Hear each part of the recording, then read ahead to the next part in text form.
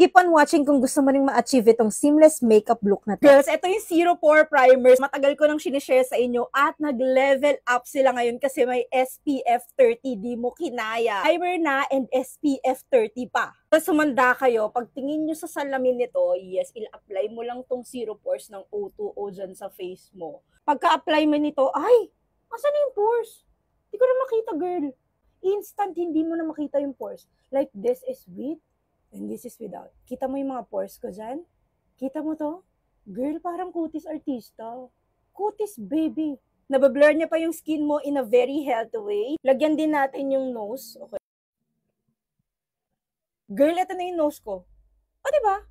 Parang namasilyahan yung aking nose. Like, where is the pores right now? And you know what I love about this? Hindi lang to Zero Pores, mga ate ko. May SPF 30 na rin siya. Ang bongga nun, ito yung meron, ito yung wala. Like, girl, may oil control din siya. You can also use this on its own kasi maganda na siya as is. Pero pagandahin pa natin, maglagay tayo ng makeup. Very smooth kapag naglagay ka ng makeup. Look how flawless my skin kapag may primer. Iba talaga kapag gumagamit ka ng primer bago ka mag-bake up.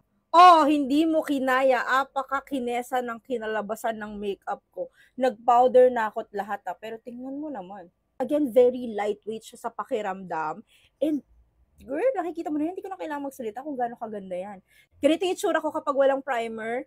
And eto naman yung itsura natin ngayon kapag may primer, ate ko. Ngayon, alam mo na kung anong importance ng primer. Tapos may SPF pa. Ilalagay ko dyan sa yellow basket. Yun lang mga girls. Bye!